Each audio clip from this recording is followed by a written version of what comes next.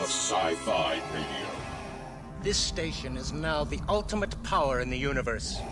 We would be honored if you would join us.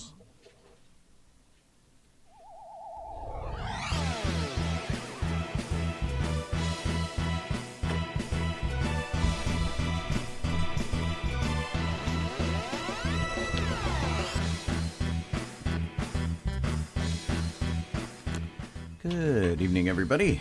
It's another Thursday night. That means Docking Bay 94. Sean Obi-Shawn Crosby here. I'm Colleen Kaylee Crosby. And Jeff isn't here yet. He's probably eating dinner, which we're eating dinner too. Right. We're getting a late start today. It's been kind of a wacky, weird thing.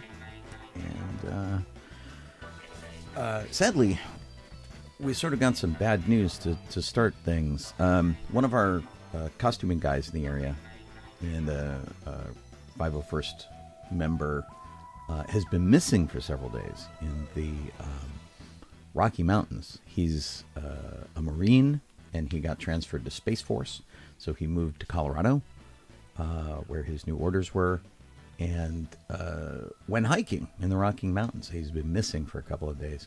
We just got news that he had been found, passed away, unfortunately. Lucas Mackay was 23 years old, and one of our local Inferno Squad TIE pilots, among other things. And really sad news. Very young guy. And, if there's a certain immortality that comes with being that age, but the weather caught up with him while he was hiking. He went alone, which is never really recommended. And, sadly, It doesn't sound like in this case the alone would have made a difference. I don't think so. I mean, it might have been better if he'd had some help from somebody. Yeah. Just really terrible news all around. And his girlfriend was one of the Rays down here in Southern California. She and I used to do a lot of stuff together. And, of course, she moved up there to be with him. And it's just been a pretty tragic couple of days. And everybody's been really worried. And we've, just found out, like an hour ago, I think, that he passed away. So, yeah, it's... there's Jeff. I hate life when it works out like that. Oh, he said he'll come in a minute. Yeah, he's not in the Zoom yet. Okay. No problem. We're winging it over here. Doing what we can. Okay. So hello to Kelly over on Facebook, and hello to Talon Thorne and Dawn over on Twitch. And I don't have YouTube open, so hello to anybody who's over there. I don't see anybody over on YouTube. So, alrighty. Yeah. But it's an empty YouTube channel. Empty YouTube. Just us. So Sean and I, did you do anything on Friday, Sean? I feel like you did something on Friday, didn't you? You went to an event or something. Did I? Maybe I'm totally imagining that. I don't remember. I feel like I did something, but I don't remember what I did. One more. Did I put it on the calendar? I'm looking at the calendar right now. I don't. Oh. The calendar is a mystery to me at the moment. I don't even remember what I did on Friday. Don't you hate that? Friday. We had a meeting. Oh. Well, we had an old-time radio show meeting. Oh, you know what? They say that the meeting... Let me reboot the radio show. They don't hear us over on Nope. Krypton? I just rebooted our radio stream, so if you didn't hear us to start, this is sci-fi.radio and Docking Bay 94 is the show. Yes. And we're just kind of getting started here, so sorry about that. If you didn't hear us over there, you should hear us now. All should be well. We're all fine here now, thank you. How are you? Boring conversation anyway. Right. You shouldn't talk about that while you're on the radio, because then people will say you're boring. Well, yeah, would be the first time. Yeah. So we went, Saturday was my birthday. And so to celebrate my birthday, we went and got a Starbucks for breakfast and went to get our toesies done. We had a pedicure. So that was nice. The pedicure was really funny because, so like Colleen was across from me. She's getting her pedicure and kind of enjoying that. There were all sorts of people. There was a guy next to me, and there are very few men who go in and do it. But the guy next to me was like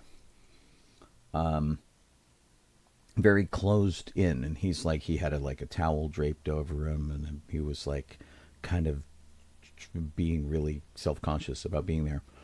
I found the ATM that said was in there, which turned out to be in the far back corner, because there was a thing that says ATM cash only, and we're like, there's an ATM here? We probably should have used the ATM. I sent Sean to the bank instead. Well, we saved what, $3?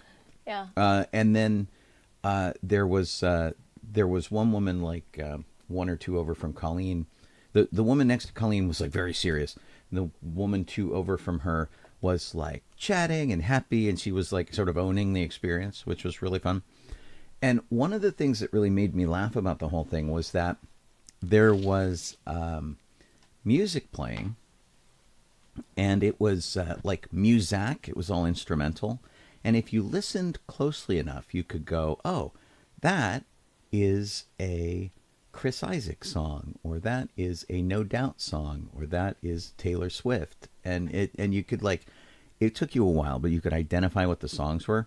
And then there were these screens that they have that are up over on the walls above the pedicure massage chairs.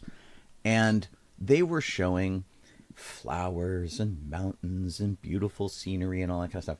And so that combined with the music kept making me think of Soylent Green when Edward G. Robinson goes to have his end of life experience, and he's laying there and he's chosen to end his life. He's dying, and they're showing him these beautiful scenes of flowery fields and flowers waving in the wind and classical music playing, and it was hysterical. And I just had this like weird sort of flash to Soylent Green of all things, which is like, you know, not the movie you really want to call up when you're having a pedicure. It was Right. very, very strange. How odd. So we were going to a retirement party on Saturday afternoon. A friend of ours just retired after working in the same industry for, 35 years or so. I don't know how long, 40 years. And we couldn't decide what to bring because it was potluck. And then we clicked into the event on Facebook, and someone said that they were going to bring the red cabbage salad from Northwoods Inn. So, which is a local to, they've got one in Anaheim. It's like a steakhouse in Anaheim, and there's one in Rosemead. And I think there used to be two in Rosemead. And there's one in, not Costa Mesa, something like that. But it's this place that has, it looks like a cabin on the outside. There's fake snow on the roof, and Covina. The menu is all like steaks and potatoes, and it's that kind of. It's where the guys in Twin Peaks would go to eat. Yes. It's like very manly kind of place. Yeah. And So fake snow on the roof. With your steak, you always get a baked potato and a red cabbage salad with like a red wine vinegar dressing, and an iceberg lettuce salad with a blue cheese dressing, and this cheese bread. And so when the person posted that they were bringing the Northwoods Inn cabbage salad, I said, well, why don't I make the green salad? And so we were going to the store to get that. And Sean said, well, now I want the cheese bread. So I said, well, why don't you make the cheese bread? And we ended up bringing cheese bread and green salad. So I never actually made my birthday cake because You made too much other stuff. I made too much other stuff. And then the next day I went to a dance rehearsal for the Culver City English Country Dance, which is just so much fun. I really enjoy doing that. Although, like, the first couple of dances are always super easy. And I think to myself, I'm getting better. And then they do these things called hays. Like, I think it's H-E-Y, but it might be H-A-Y. I'm not really sure. It's a hay. And basically a hay is when chaos reigns.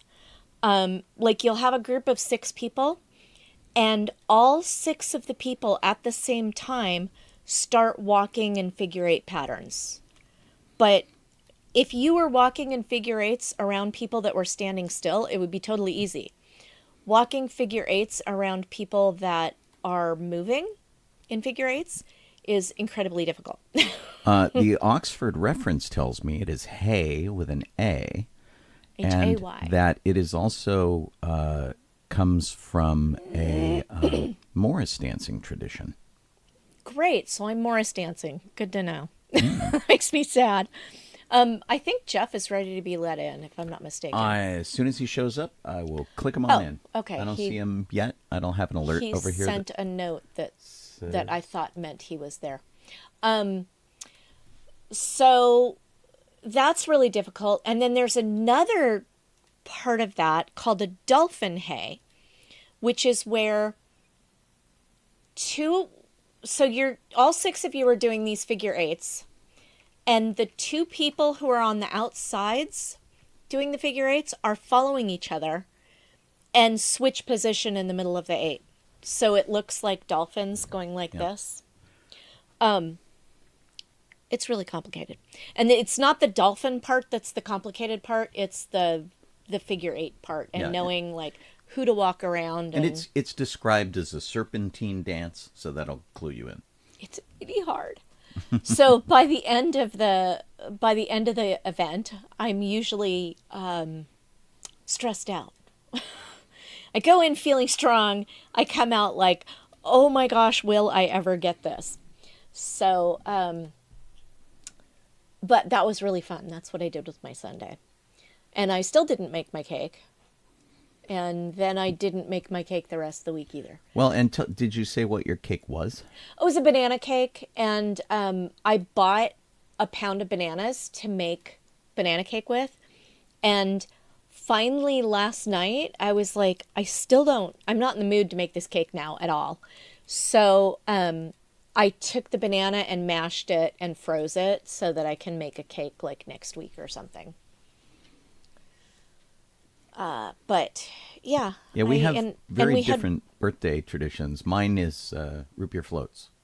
Which and Colleen got stuff for root beer floats. We didn't have the root beer floats on Sean's birthday either because we did the show, and we ended up having them on Friday after our meeting.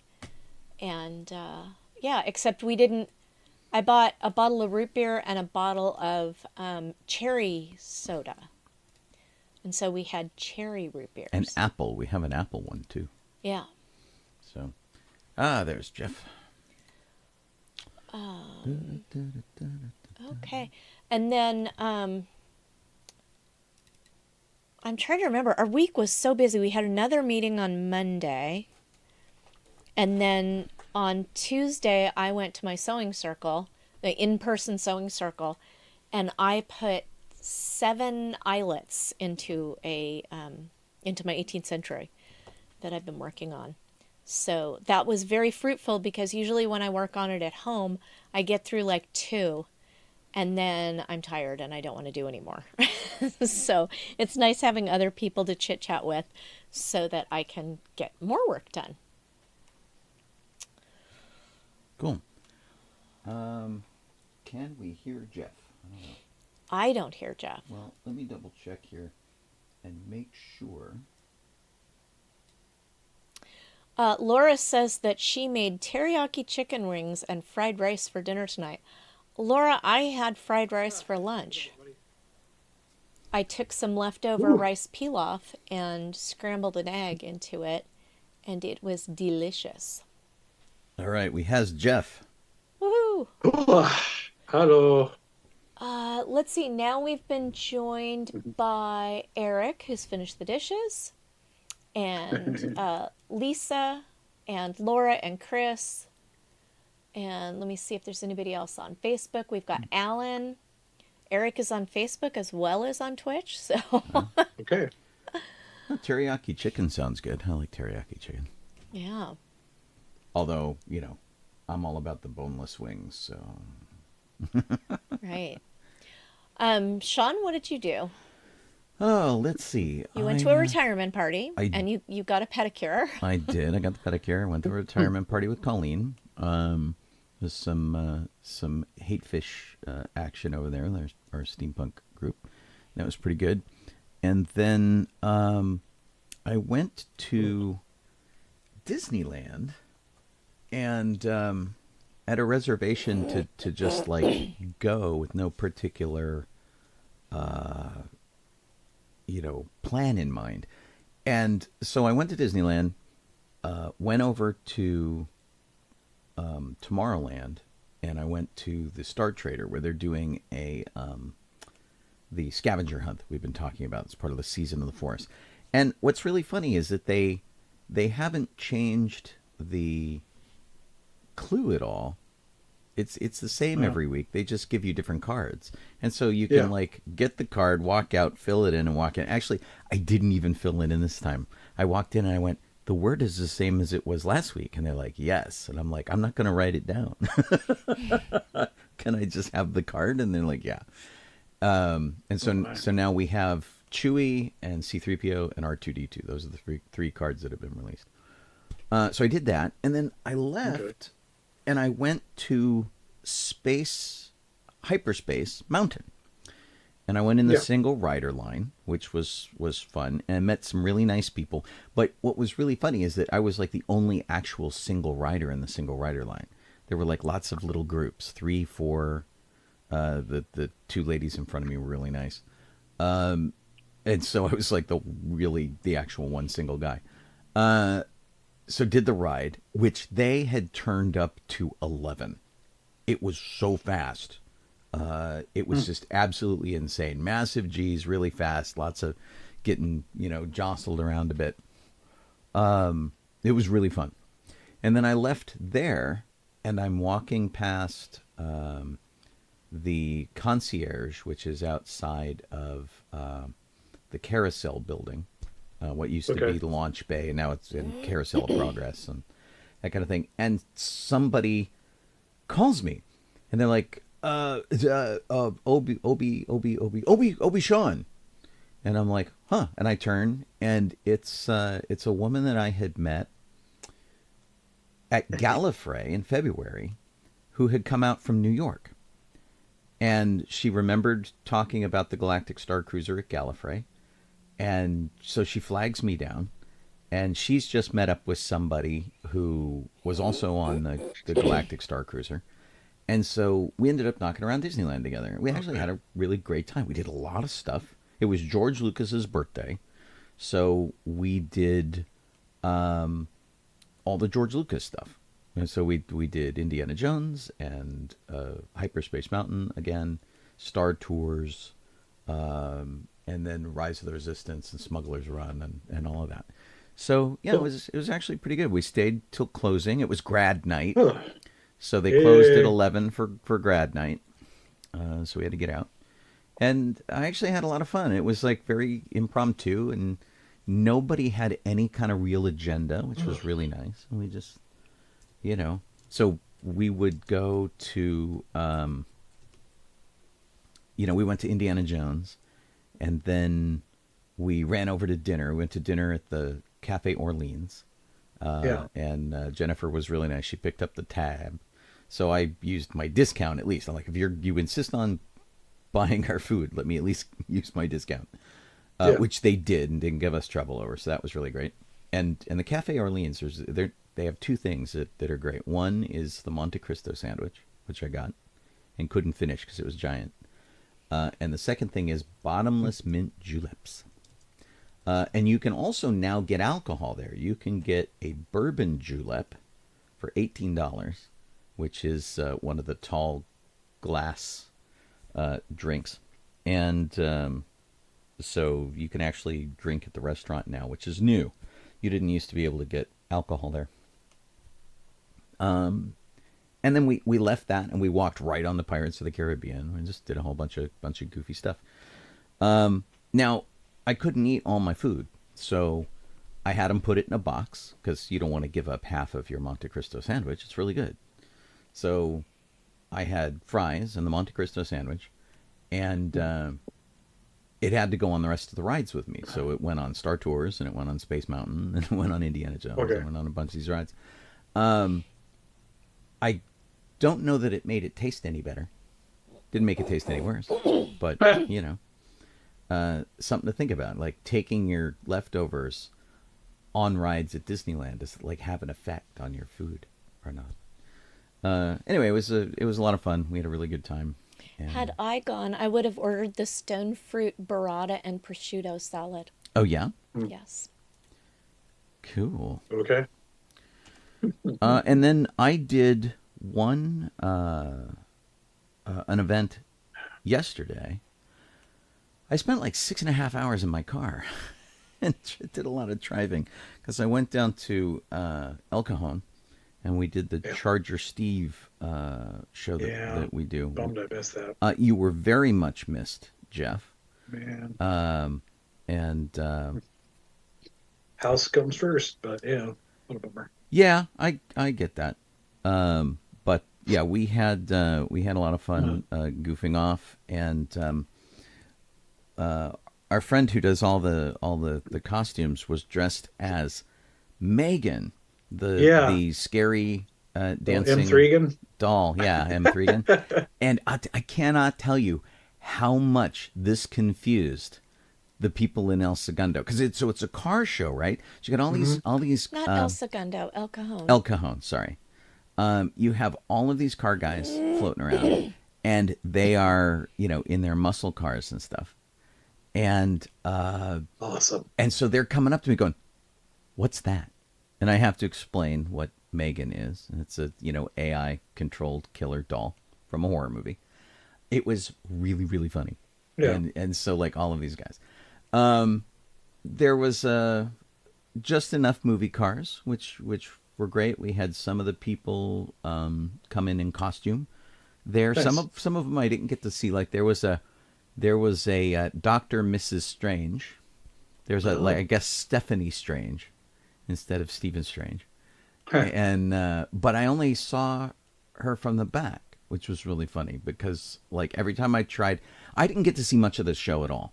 They kept me really hopping with they wanted me in pictures and they wanted to do a bunch of stuff, and it was really kind of crazy. I got there about 4:45 and parked the car right in.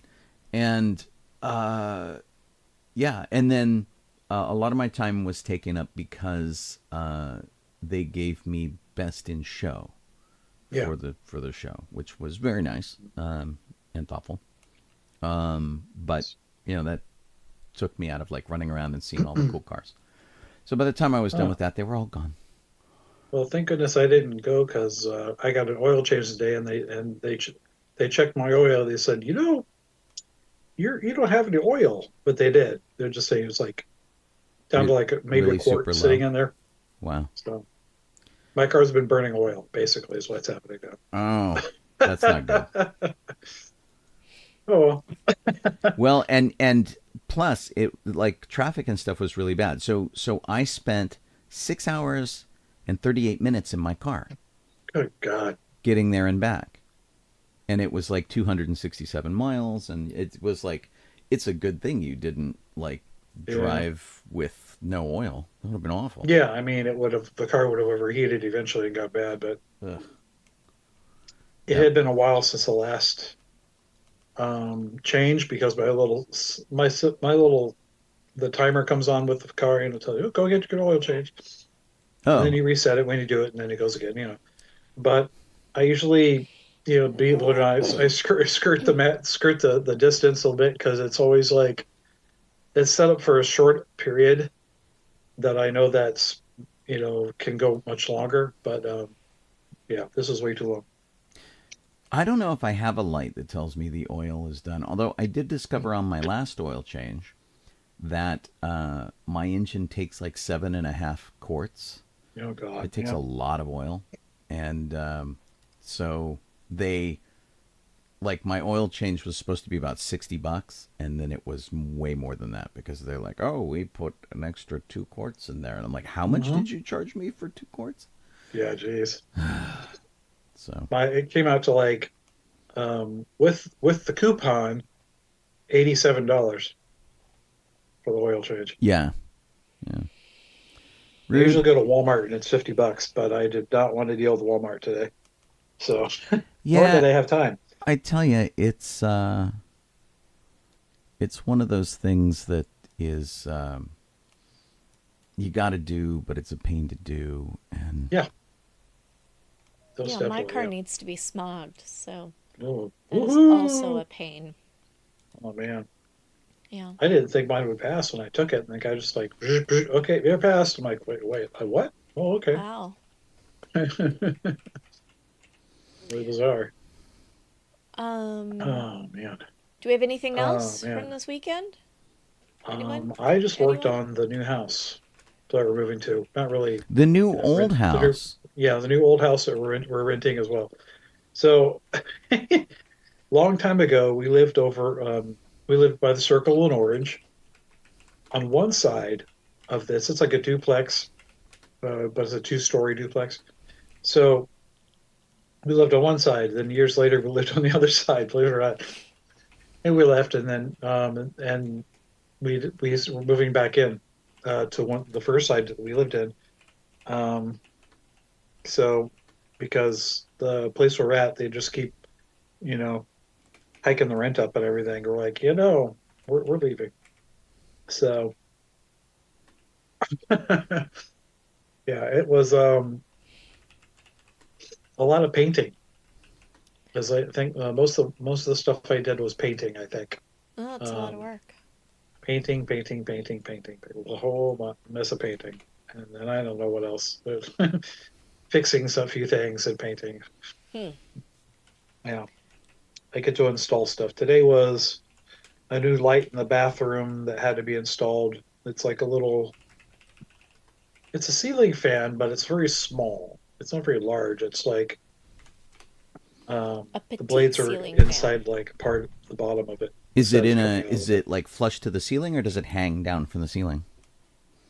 It hangs a little from the ceiling, but Okay. the blades are actually within the structure instead of coming out of the structure. So they're plastic ones, whatever. So hopefully that'll get the air circulating through the bathroom. We won't have a problem with what was going on with the bathroom before we moved in.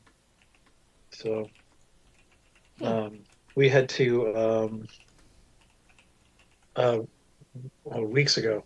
We had to go in. The first thing we did was we went in there and um, used vinegar on the ceiling and part of the walls because it had black mold growing on the ceiling and the walls. So we went in there with masked up and bodied up, body covered up, and we're cleaning, spraying the ceiling and the walls and to kill the black mold with vinegar. And yes, it did. Killed it. And then went back later and painted with kills and whatnot. And so next thing we get to do is paint it the color we want. But yeah, Sounds like a lot of work. yeah, it's been a lot. It has been quite a bit of work. Well, at least you So can get it exactly the way you want it before you move in. pretty much, yeah. Um, yeah, they just got the flooring in. They had to replace the carpet because it was just bad, it was nasty, and so some places were torn and such. And like, so they replaced the carpet on the stairs and upstairs, and the bottom floor is now all linoleum type. Hmm. Not really linoleum, but whatever, Mm-hmm. that flooring. That's what we asked for because of the dogs. So now we have that, and I went in there today to see all that, and it looked amazing. So like, oh my gosh, Some of that vinyl flooring is like all the really work. sturdy. Yeah, all the work we did. Yay! Yay. Yeah, it'll be a nice change once we're all done with all the madness. Sounds good. Good gravy. All right, well, I guess let's, Sean, if you didn't have anything to add either, let's go ahead and dive in. I don't. We just heard we talked about Lucas Mackay, who passed away. He's one of our local 501st Legion guys who moved to Colorado, and he went with his girlfriend / fiance. Not quite sure where they were in their relationship. She went to go live with him in Colorado as well, and she's just finally posted on his loss. And it was a 3,500-foot fall off the top of a mountain. Just kind of nuts. Colleen mentioned that there might not be much that could have been done, and she's probably right. But really, just going with a second, taking somebody with you on any kind of hike is really advisable. Yeah. He was a Marine and in the Space Force, and nice but a tough guy, and so I can kind of see why he went by himself. But just really pretty terrible news. Bring a hike in, buddy. That's all I can say. Yeah, and what's interesting is he got a picture off at the summit. He made it to the summit. He texted a friend and said, "I made it," and that was like the last anybody heard. Oh, no. So kind of nuts. But anyway, I didn't want to put him in the RIP section. Yeah. A little more personal than that here. Yep. And definitely our heart goes out to Natalie. Natalie was a terrific Ray out here for us, and I'm really glad for all the troops I got to do with her. She was super sweet. Yeah. Jeff, you want to take Star Wars? Star Wars, I guess. There we go. We'll go in reverse of what the previous year. On May 13th, 1922, B. Arthur was born. And if you don't know why she's Star Wars, then you didn't see the holiday special. She was a bartender at Acmina. And then, of course, Golden Girls and Futurama. She was voicing that, believe it or not. Fimputer. She's a computer voice. She was Maud from And Then There's Maud. Yes, exactly. Yeah, Mary Tyler Moore, History of the World, blah, blah, blah. I can list off for an hour. She had like, it only has about 36 credits listed, acting credits, but it's because she did some long stints. Like, Maude was 141 episodes, so, and then Golden Girls 177. So she was rather busy, just not a lot of different places. Well, and on All in the Family, she gave Archie Bunker as good as she got, which was terrific. And I think her show spun off from there, which was cool. Most likely. And then in World War II, in 1944 and 45, she was at the U.S. Marine Corps Air Station as a Marine. She was a driver and a dispatcher. Pretty dang cool. B. Arthur was a tough broad. I liked her in History of the World Part 1. What did she do there? She was the unemployment okay. Person. Did you try to kill this week? Kill yesterday. That's awesome. I gotta find that and watch that again. It's been a long time. Yeah, it has. May 10th, 1929 is when George Coe was born. He was the voice of T. Wat Ka, there you go, and the Clone Wars. And George Coe, well, he did a lot of the 135 other, acting positions. And like, if you watched Arthur, he was Woodhouse and the Pope, but Archer, I mean, but the Old Republic game, he also did that. Star Wars, it doesn't even list that. Transformers, Dark of the Moon, and tons. If you're just looking for genre stuff, he did a lot of genre stuff. But it's insane. He seems to me he looks like a someone who would have been a fun grandpa to have, is what he looks. Last picture. Oh, really? Yeah. That's pretty funny. Totally. And last of the, why is this not? There it goes.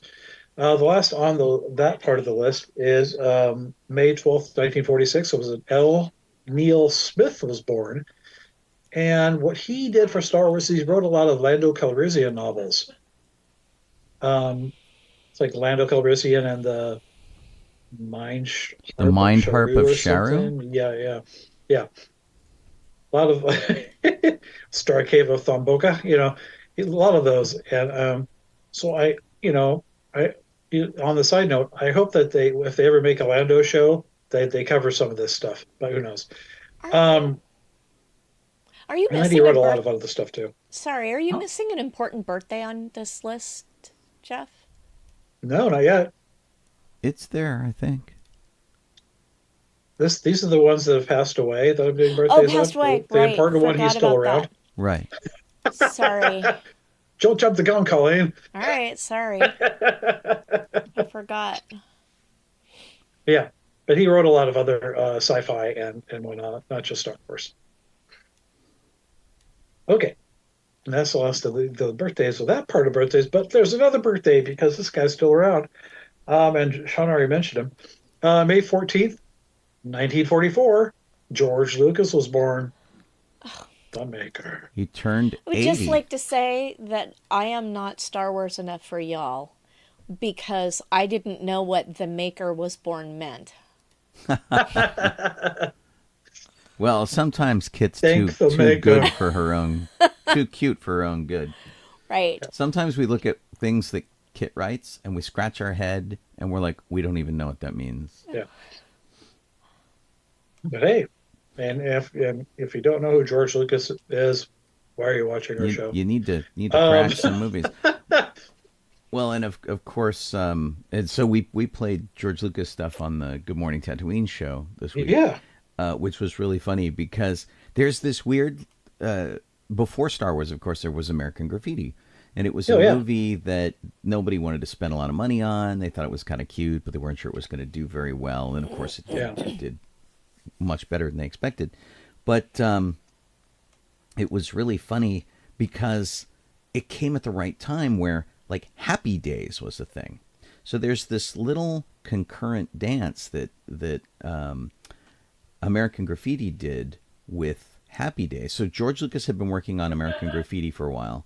And then there was a TV show called Love American Style that had an episode that came out while George was in the middle of writing this that had Love and the television set, which featured a character named Richie Cunningham and his best friend Potsy and a guy named Ron Howard. And then like that same year, Ron Howard got cast as Steve in American Graffiti and basically had a whole Happy Days kind of movie. And then they went back to American Graffiti and went, oh crap, we already own something like American Graffiti. Let's make that the series. And then Happy Days became a thing with Ron Howard. It was really, really kind of funny. And so I had a long discussion with people this week because they're like, no, Lucas copied American Graffiti. I'm like, well, he didn't copy American Graffiti. They sort of copied each other by being made at the same time. They're like sort of parallel stuff. I just think it's funny that Ron Howard was in both of them. Yeah.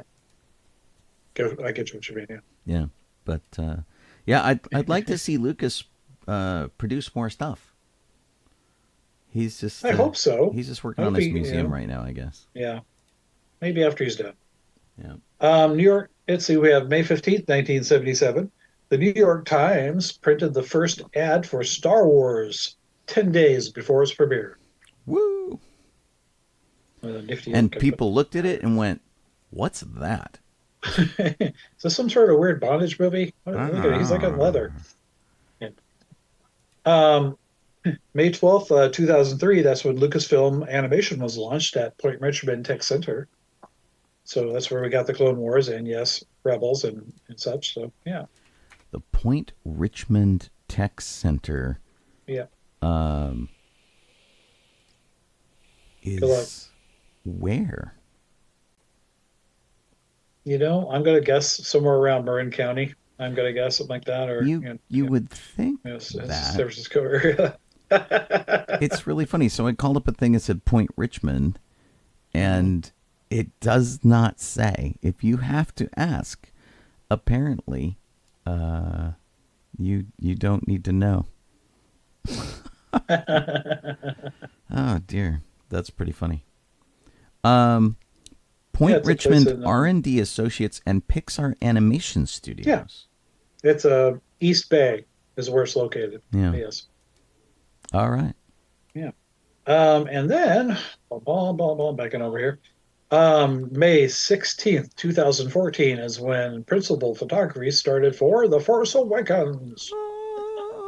And everyone was so excited. That crazy sequel trilogy started up.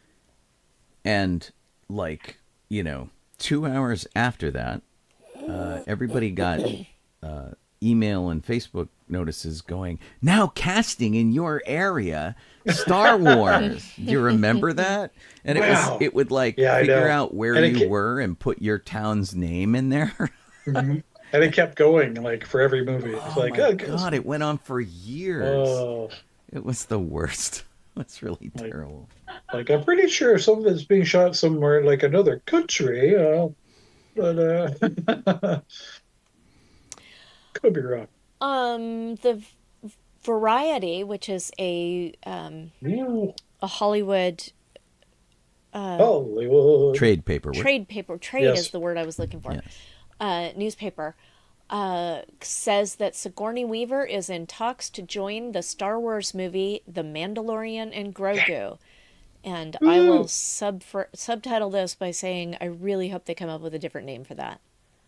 I know, right? Please tell me that's the working title, because it's absolutely the worst. It's not even. It's not even a Star Wars story. It's just what the heck? Variety says that Sigourney Weaver is the reigning queen of Comic-Con. I noticed that. I don't know if that's entirely true. I thought it was. Does she go to Comic-Con? I think basically they're saying nerds like her. Yes. They were trying to do that without offending anybody. She has been in so much science fiction that everybody loves her, whether you saw her in Alien or you saw her in Galaxy Quest or whatever. Yeah, but does she do conventions? Not often. Yeah, I don't think so. Not often. What? Now, if they had said, Queen of Sci-Fi Movies or Queen of the Geeks, I'd have probably even taken Queen of the Geeks. They say Favreau is slated to direct the feature. Lucasfilm President Kathleen Kennedy and Chief Creative Officer Dave Filoni will also produce The Mandalorian and Grogu. Yeah. All right, cue the angry fanboys. Oh. Get your cups ready for salty, salty tears. DJ and the Kid. They call it DJ and the Kid. So DJ and the Bear. Oh, nice. Ginger. Can they have a cool 70s trucking song? Oh, that would be perfect, That'd be DJ great. Maybe they could rewrite Convoy. DJ the Mando, this is my best friend, Kid.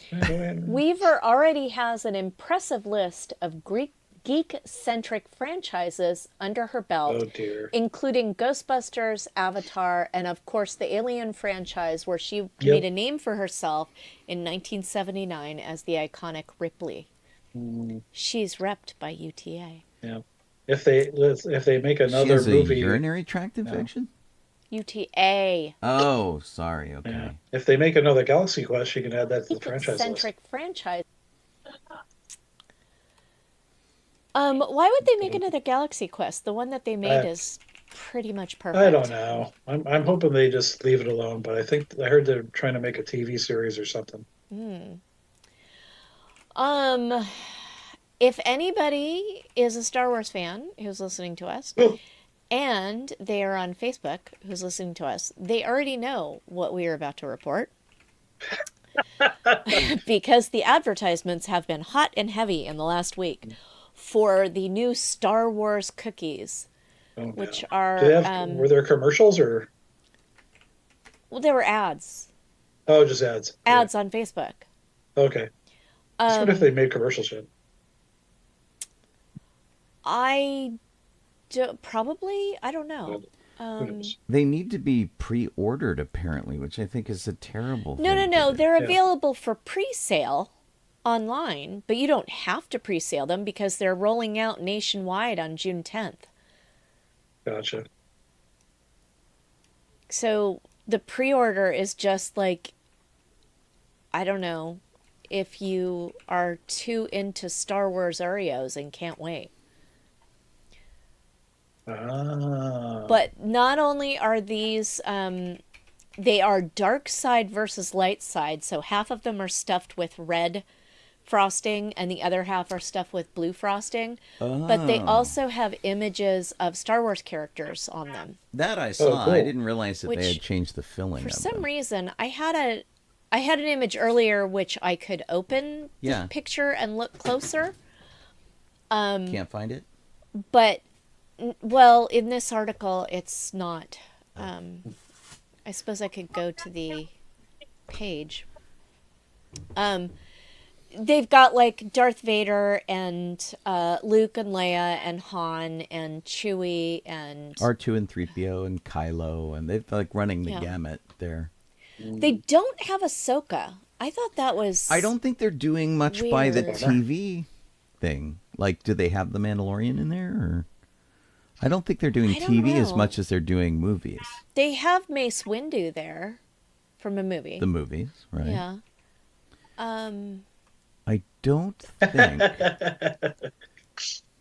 Lisa, you know Gregor's going to want them though. You're gonna have to pre-order them. Is going to have to pre-order them Yeah, Lisa's going For- to have for to Gregor? pre-order them anyway because because Lisa says she doesn't want to pre-order them. Well, on the Oreo site, you have to decide whether you're going to reject or accept cookies. I'm very Wow, confused. that's- I want to reject the cookies, Right. but do I want to reject cookies? Let's see. Darth Maul, Stormtrooper. Oh man, Okay, they've got Boba Darth Fett. Vader, Darth Maul, Luke Skywalker, Yoda, Stormtrooper, Kylo Ren, Princess Leia, Rey. Huh. I don't says see. that's all- There's no TV stuff here, So but you know that there's 20 cookies. so Peter Weller was never in Star Wars, but they really should get him to do a commercial for these cookies. Oh, here we go. Why? I wasn't clicking through. Never heard that?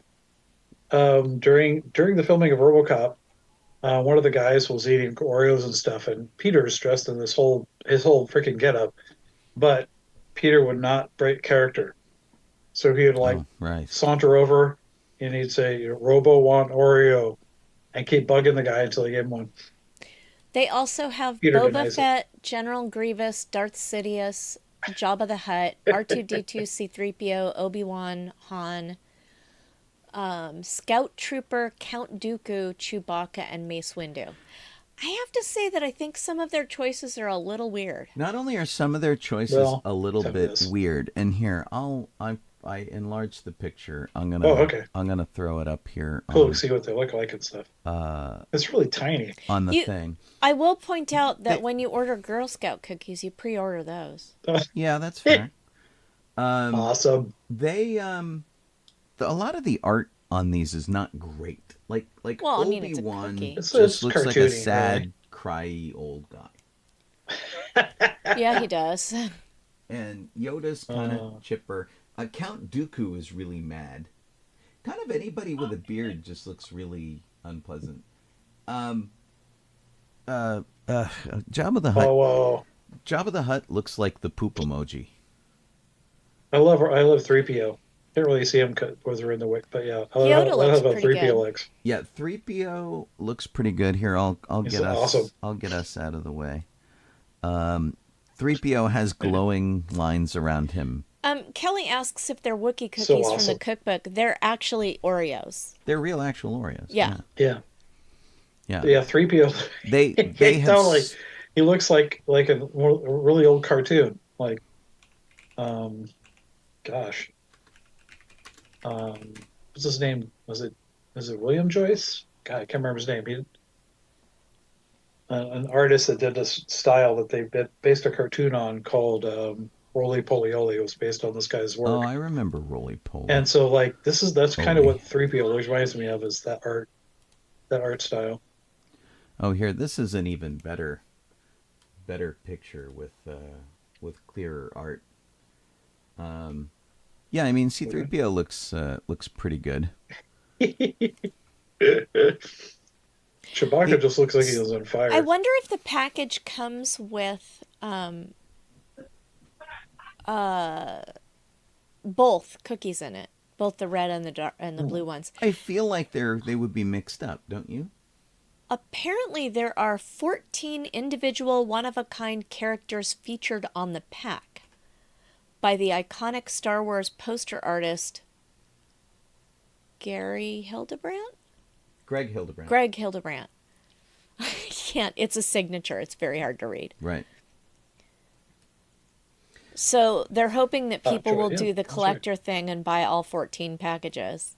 Yeah, and then save them. Well, this is interesting. Is Ray? Oh, Ray is on the cookies. Ray is there. Yeah. Okay. Han Solo looks like Bruce Springsteen. Yeah. I'm really not sure I want a Darth Sidious cookie. Right? No. At least they covered his gross forehead with his hood. That's true. I can only hope that these look better in person. Yeah. So it his 3PO totally reminds me of William Joyce's work. Yeah. The C-3PO one, which is down at the bottom, it's second from the right. He looks like one of those squeezy Obi toys that you squeeze them and the eyes pop out.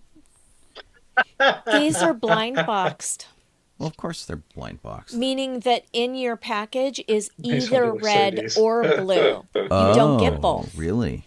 You won't know until you open your package. So it's just whatever you'd get a package that anything could be in there of these. No, cool. you get either all red or all blue. Oh, okay. Yeah. But you don't know if it's which one you're getting, red or blue. Oh. You don't. Yeah, the package says it could be red or it could be blue, and then you That's get awesome. either red or blue. I am not a fan of that at all. Here, Jeff, this is what That's pretty cool. This is what I think C-3PO looks like. I think he looks like that guy.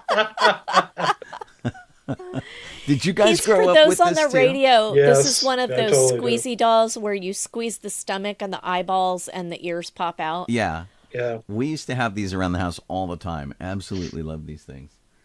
It was always pretty funny, I thought. But anyway, it's, it'll be fun. Maybe. I'm sure we'll get one pack. And what's really funny, I didn't know about the red and the white, the red and the blue frosting. Mm-hmm. And so when our friend Randy posted this today, I sent him the Weird Al Yankovic song, The White Stuff, which is about Oreos. There is no white stuff. Right. It's blue stuff or red stuff. Yes.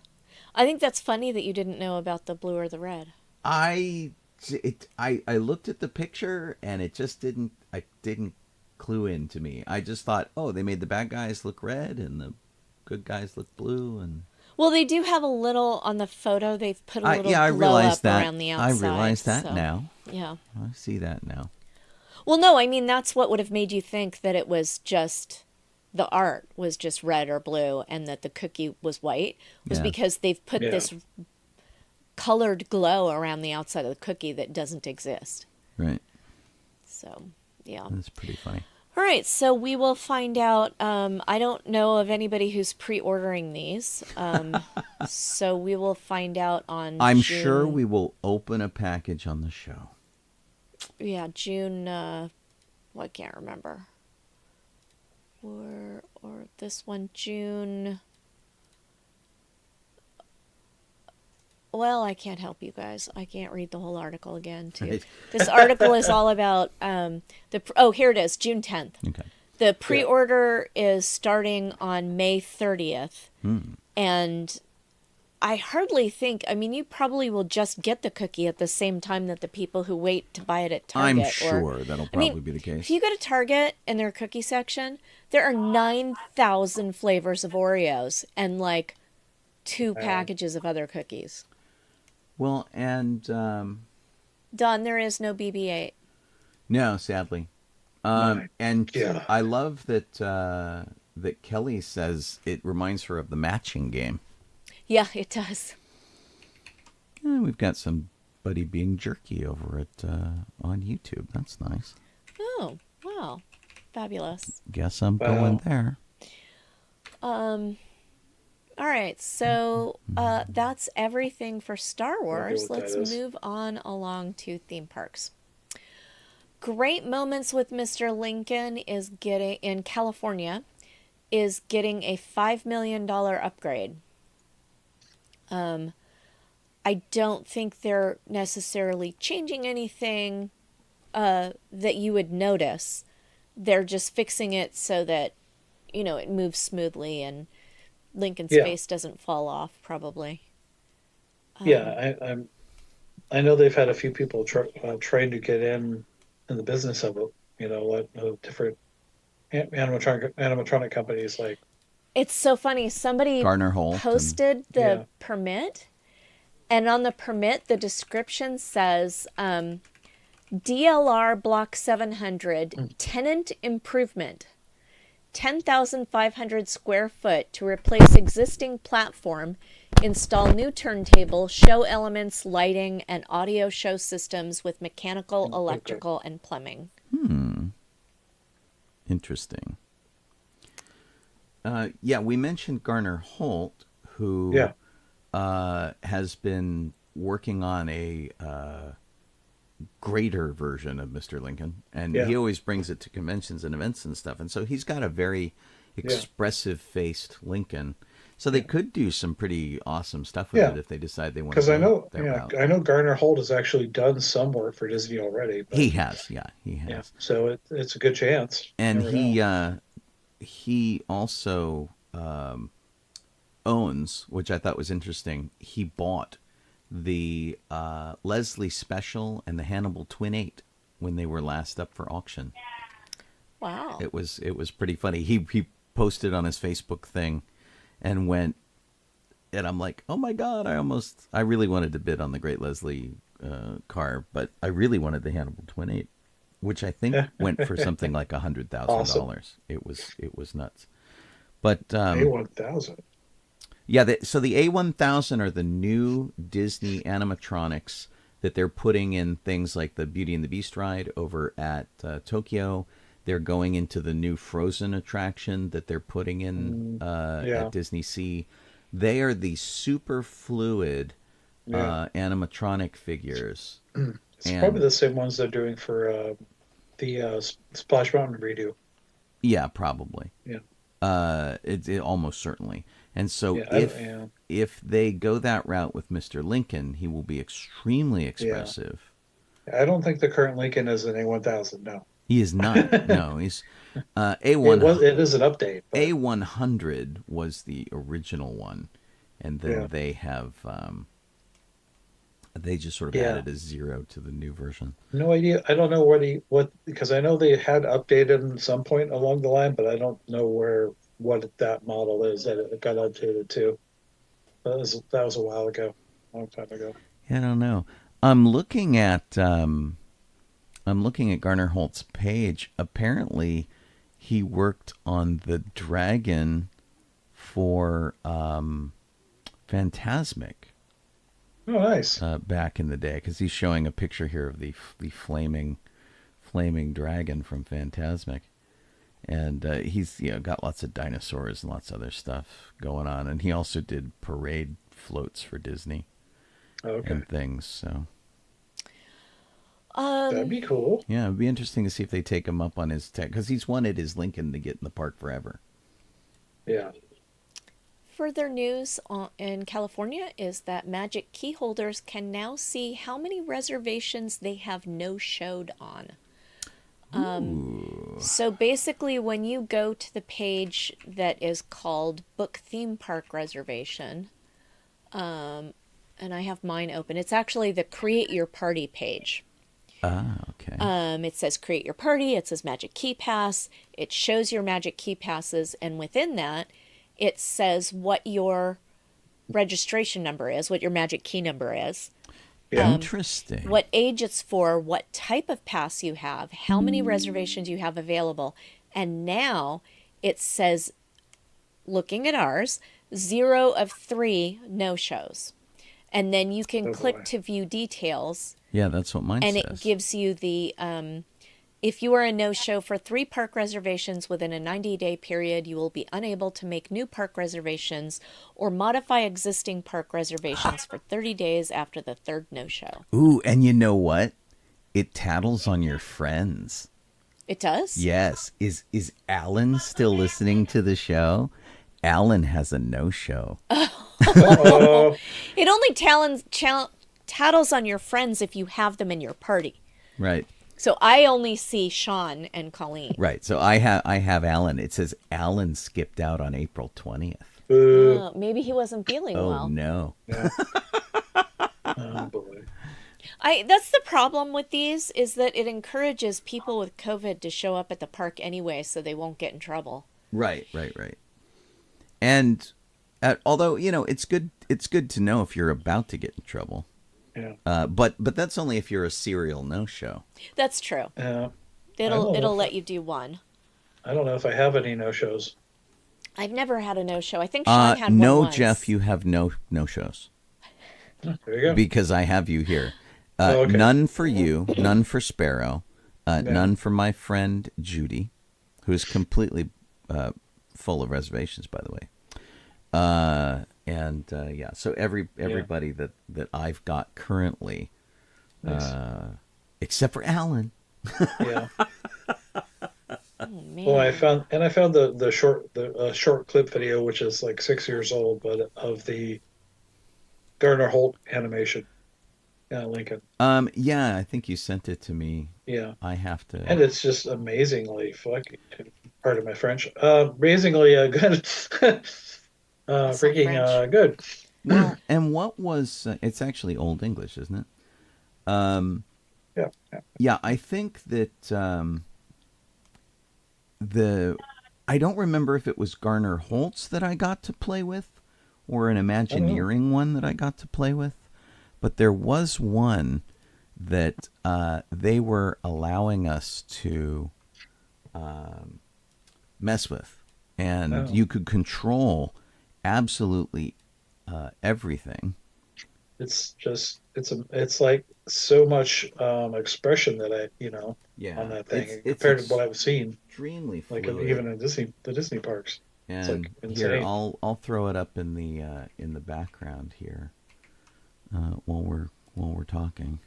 Except we've got an ad for. Oh yeah, that thing first. The Pixar thing. Here we go. So yeah, so Gardner Holt's been doing this stuff forever, and I love that he goes to conventions and hangs out and does his stuff. So the thing about his Lincoln is you can control everything. You can make him look thoughtful. You can make him look freaked out. You can make him look really. There we go. A little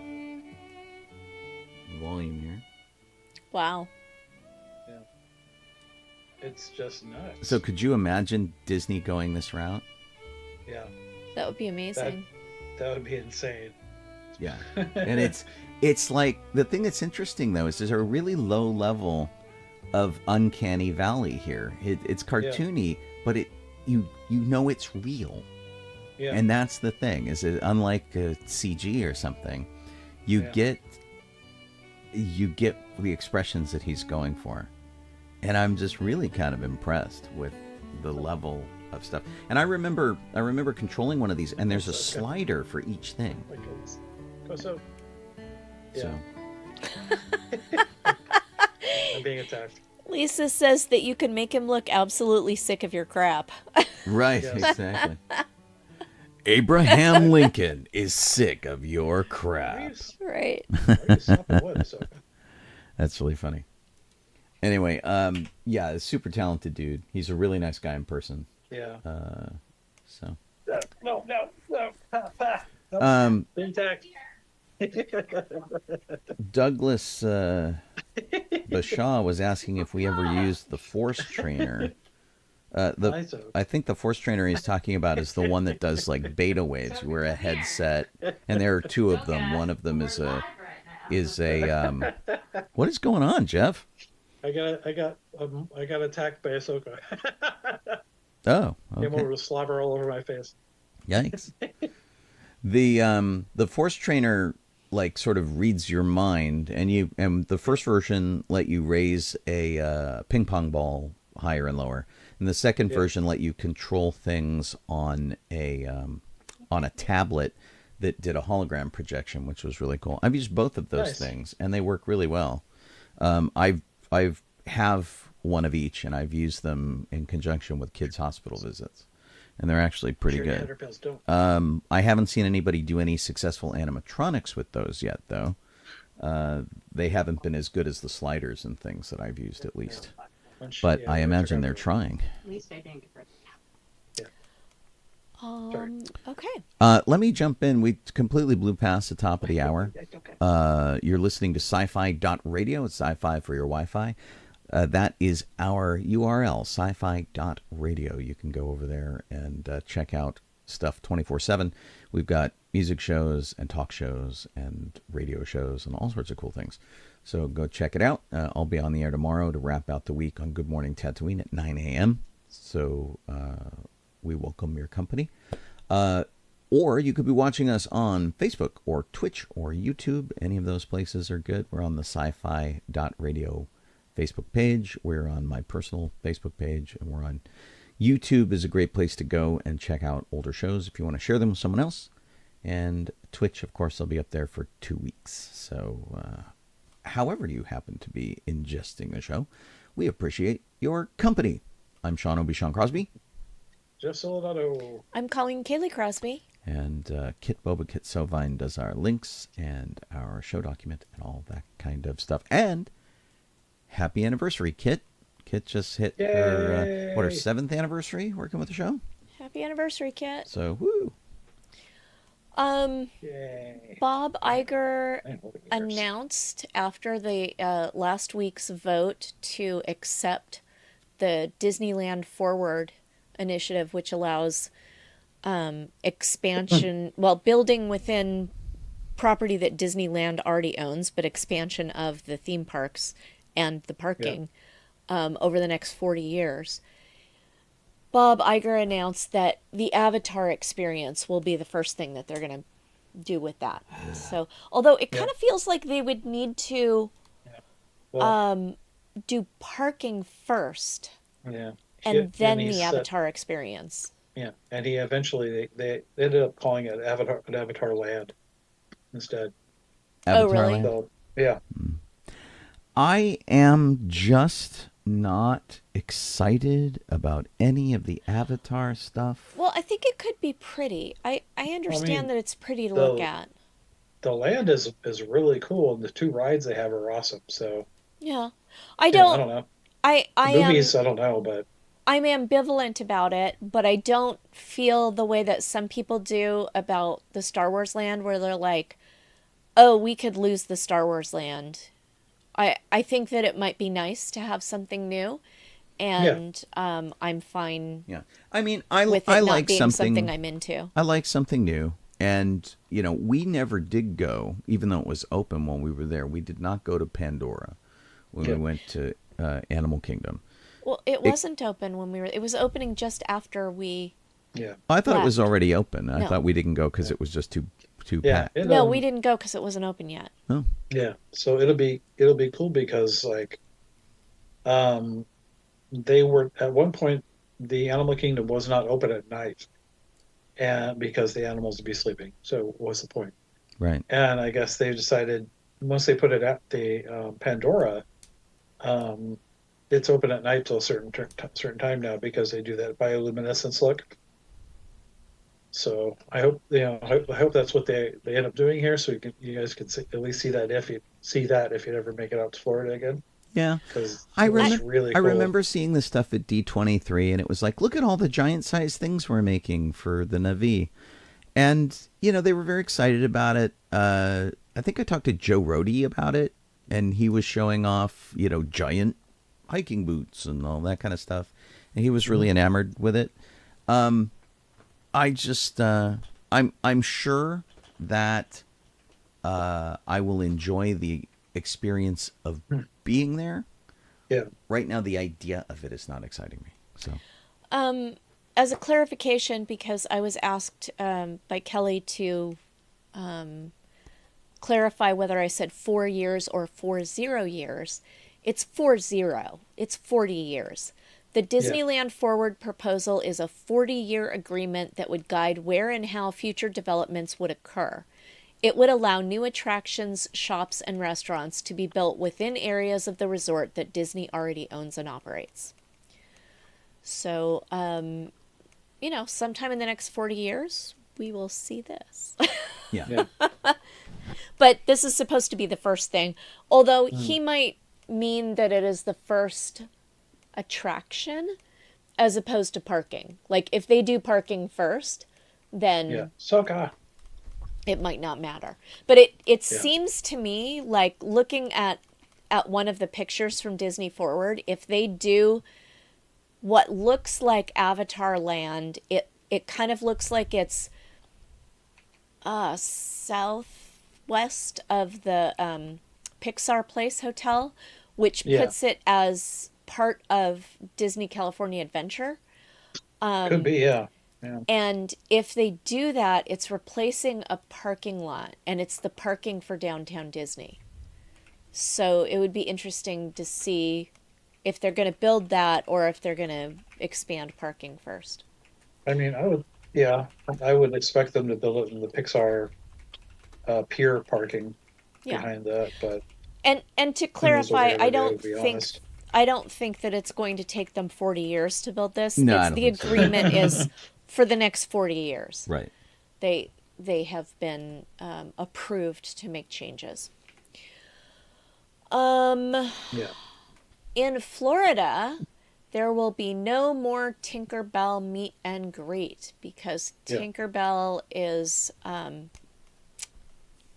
this is not what I thought. This is Tinkerbell indefinitely suspended following a controversial incident. No, this is been blown way out of proportion. Yes, it has. What is happening is Disney World has removed her from meet and greets.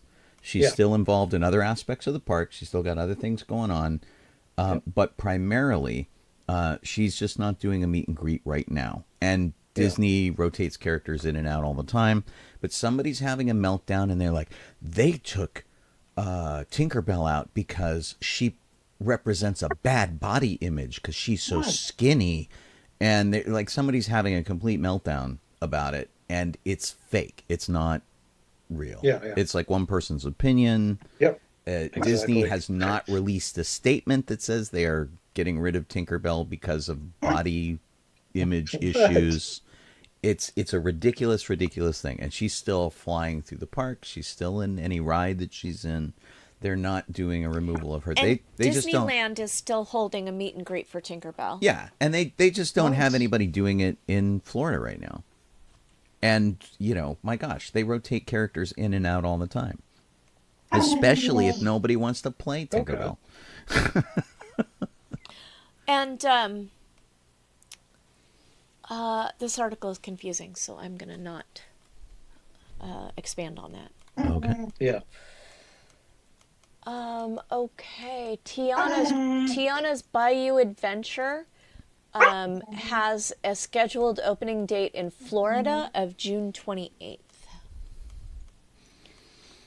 Can I just say to all the people who complain all the time that Walt Disney World never gets anything, they often open rides in Florida first. This is opening before we get it in California. They did the same thing with Galaxy's Edge. They opened it there first. I'm tired of the people in Florida going, we don't get anything. They get everything first in California. Not true, guys. And I'm going to point this out right now. So relax, people. Yeah. Okay. So cute. Sean, do you want to take the next section? I will. It's been a heck of a week. We talked about Louis Mackay, the guy that we lost, who was our local 501st member who moved to Colorado, died in a hiking accident, sadly. So if you missed that, go back to the beginning of the show where we discuss him in depth. He was a good friend to all of us, and we're sad to hear of his passing. Sam Rubin, KTLA entertainment reporter here at local Channel 5. You've seen him on other shows, too. He's done national stuff, interviewing people on the red carpets and whatnot. He's passed away at the age of 64. He did really good reporting, was always on the ball, and was like everybody knew him. And if you operated in entertainment circles here in Los Angeles, you ran into him at some point because he was just everybody. He was considered one of the best. And so sad news about that. I do remember there was one point, I think, where he was talking to Sam Jackson, and he confused Sam Jackson with Morgan Freeman, and it was like the only blunder in his entire career, and because he was talking about some sort of commercial, I think, that Morgan Freeman had done, and Sam Jackson's like, "You're confusing me with the other black guy, aren't you? You know I'm not that guy." And poor Sam, man, he just never lived it down.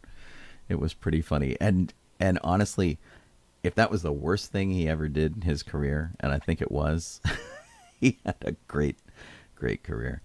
If you are a baseball fan, Sean Burroughs has passed away. He was a former Padre for 7 years. He was a third baseman there, and he also was with the Rays and the Diamondbacks and the Twins, and he died pretty young. It's like 43 is pretty young. So very sad to hear of his passing. David Sanborn, saxophonist. He did 20 records on his own, and he was a clutch player for anybody who needed a good sax player. We did music for him, today. And Young American, the David Bowie song, he was the sax in that. He did, TV themes. If you were a fan of Moonlighting, he was a saxophone in the Moonlighting theme. Stevie Wonder, Billy Joel, all of these incredible people.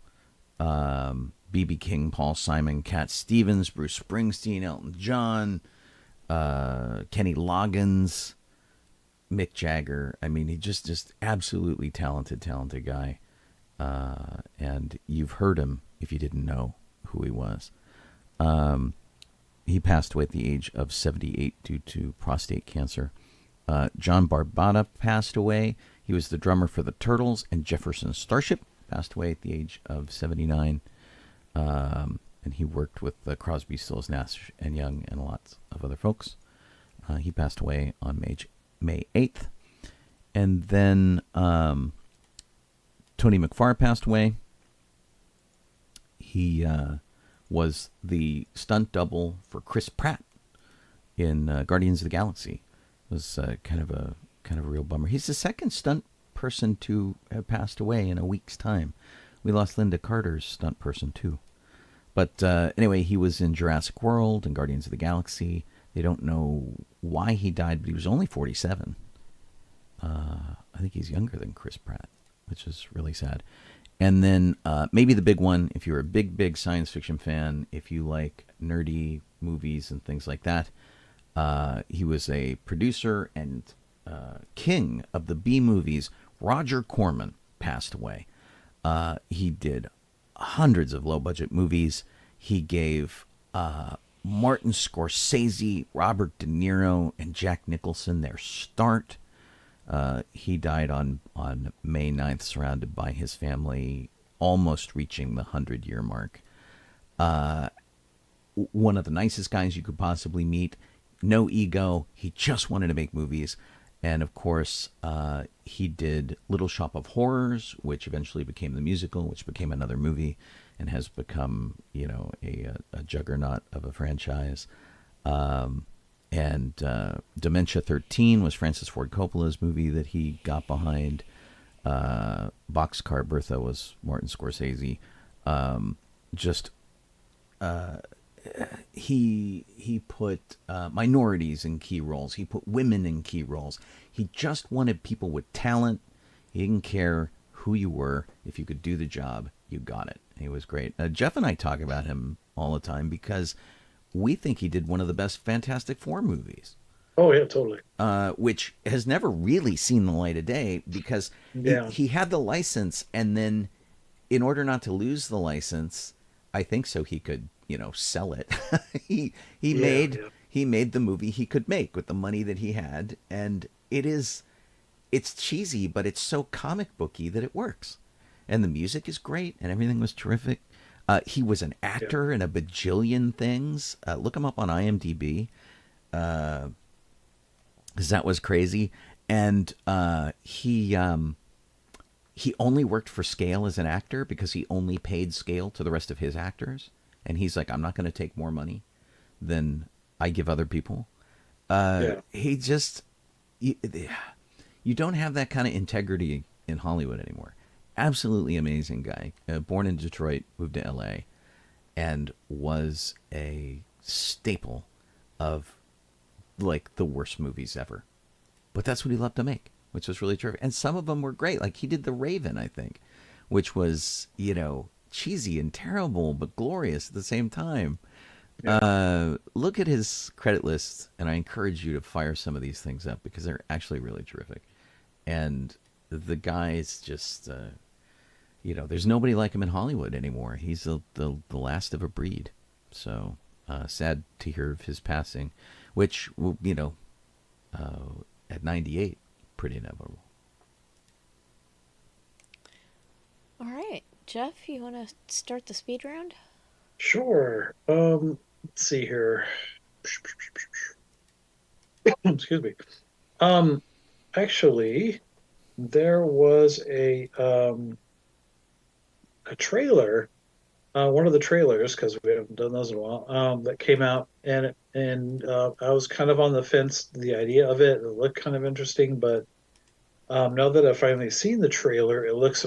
I really want to see it. I just don't have Netflix. Let's get it to watch it. But Ultraman Rising, the trailer for that, the actual full length trailer came out, and it looks really fun. It really does. And it doesn't look like it was something that was made in Japan and brought over here and redubbed because it looks like it's matching English, with the voices. It's not it's missing, which since that was originally a TV show in Japan long, way back when. But it looks like it's funny and but it also has some fighting giant monsters and such, giant kaiju. So, and the costume or the Ultraman suit or whatever that he goes into and stuff, it has a very unique look to it. It looks really fun. So I do definitely want to see this. Yeah, it was one of those things that like it's on the borderline. It's either going to be really good or really awful. Yeah. But it doesn't seem to have the problem that we were worried about and then was confirmed with the Rocketeer cartoon series, where they like made it too young and it wasn't very engaging above a certain age. Yeah. So I think this one should be a little bit better. Totally. Cool. Plus, with Ultraman, you don't have to lip sync anything because he's got no mouth. Yeah, but still, they didn't have to anyway for this one. Right. How does he eat Cheetos? I don't know. Sad. We've never seen him eat Cheetos. Maybe he doesn't like them. Cheetos? Maybe he's the one guy in Japan that hates 7-Eleven. No. Fail to believe that there is a guy in 7-Eleven who hates Japan. Wait, right. What? That is because Japanese 7-Eleven is freaking amazing. Yeah. Just saying. It is. I would like to talk about Agatha All Along, which has gotten a Disney Plus premiere date. The series will debut with 2 episodes on September 18th on Disney Plus. and this is the WandaVision spinoff with Catherine Hahn as Agatha. And it has Patti LuPone in it, which is really interesting. And it could be really, really great. So, and apparently it has what's her name from Parks and Rec? Aubrey Plaza. Really? Is apparently in it. Oh, too. Aubrey Plaza, yeah. Yeah. Huh. And So- who's Joe Locke? He is in it too. I don't know Joe Locke. Let's see. Oh, someone very young. Right. Maybe he's playing one of the kids or He something is a like Manx, that. apparently. Well, and it also said that two of the characters from WandaVision were coming back. Let's see if IMDb gives us a cast list here. He's 20 years old, Joe Yeah. Locke, so Oh, that was I it. have no idea who's supposed to play. Deborah Jo Rapp is back as Mrs. Hart, nice. and Emma Caulfield Wicked. is back Oh! as Dottie. Oh. So they're playing characters who were in the town, Nice. in Wanda's town, and so they have roles in there too. So, which is cool. Sure. And then that's a big yes on Aubrey Plaza. She's in this cast list too. Great. Ah, gosh, I think Wiccan is one of the kids. Like, his character is named Wiccan. And I think that's one of the two kids. Like one of the kids is super fast, and the other one is Magical, Billy. right? But yeah, Well, and he doesn't look like he was Could be wrong. He wasn't in the previous series. not the actor. So- No. Yeah, and he doesn't have much under his belt. So we'll have to see. Sean? Yes, let me clear this stuff here. Yep. Yeah, Wiccan's one of them. Wow, they're doing a time jump. Yeah, that's always kind of wacky. Mark Hamill's in trouble. Hang on. Yeah. WandaVision was all about time jumps, so it's not that wacky. Yeah. Yeah. Sorry, go ahead. That's Mark okay. Hamill, he's in trouble. Mark Hamill's in trouble. People are very upset that he went to the White House Why are they upset? on well, because people have to be dumb and they gotta get all bent out of shape. So he went to the White House. He hung out with Joe Biden, and if you haven't been following Mark Hamill at all, he's like a super Democrat. He's like this is the guy who took his Joker voice out of retirement to read Donald Trump's tweets in the Joker voice. I mean, he has no patience for that kind of BS. And so it says, may the 4th be the day a make-believe defender of the galaxy met a real-life defender of democracy. And he took a picture in the Oval Office. He also went out into the press room and took a bunch of questions, Well, that's cool. which is really funny. And then somebody else was bashing on him and saying, what is Mark Hamill? He's just a B movie actor, or maybe a C movie actor. And he says, oh no, I'm a D movie actor. And the D stands for delightful. Yeah, it's one Well, of the Fox News also- idiots. Democrat. Well, and so there were two ways it could have gone beyond what he mentioned, which is one was Democrat, one was he could have said, well, no, I'm a dick, and but he chose to go with delightful. He took the high road, and like I delightful. appreciate that. Yeah, it's pretty great. Okay, Jeff. What you want to say? I'm just gonna combine two of them because they're right there. Okay. Ernie Hudson talked about a little bit about his plan, his pitch that was for a Winston Zeddemore spin-off project that would follow. It says following the events of Frozen Empire, um, and it's basically what's in the movie. So he has the research center, and they're trying to figure out what um, what all the what the everything's about, like the ghosts and who they are, and should they be trapped? Should they be you know helped along, like the one ghost in the movie, Right. you know that kind of thing. And then he goes into talking about his like his grandmother had who believed in ghosts and such, whatever. But that's the pitch of his spinoff. Um, and also, he also basically confirmed that yeah, Rick Moranis turned down the role for he was there trying and trying to get Rick to come to Frozen Empire, and he just wouldn't do it. Yeah, he did. He just didn't think his role was significant enough to come back, and I get that. It's like you don't want to just come back for a day and goof off, and you know, I mean, it'd be nice to see everybody. I'm sure he would have enjoyed that part of it, but you know, you don't want to be an Easter egg, per se. I mean, like Sigourney Weaver's thing at the end of Afterlife was, you know, kind of what they were talking about doing with Rick Moranis. And, you know, for Sigourney Weaver, it was probably just a target of opportunity. She's like, you're shooting here, I'm shooting here. Let's just do this. This would be fun. Yeah. But Rick Moranis is like, he's in Canada. He's got to like truck out and like make a trip. And it's more complicated for him to do it. And so he'd want to do something significant. I get it. I totally get that. Exactly. Yeah. So I think that's fair.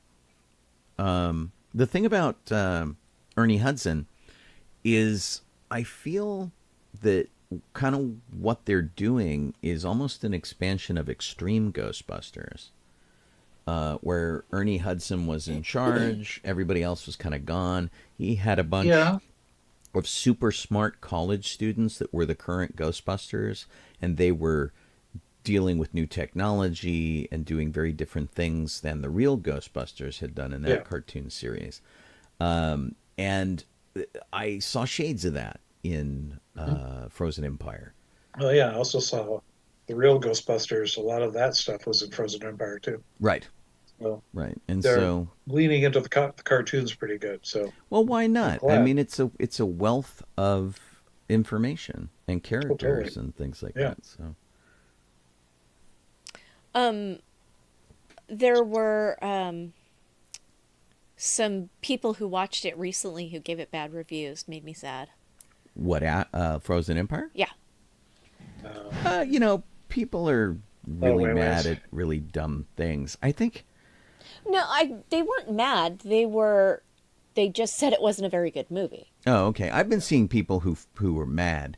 They're like, they feel shortchanged somehow. No, this wasn't that at all. This was good. People who said that the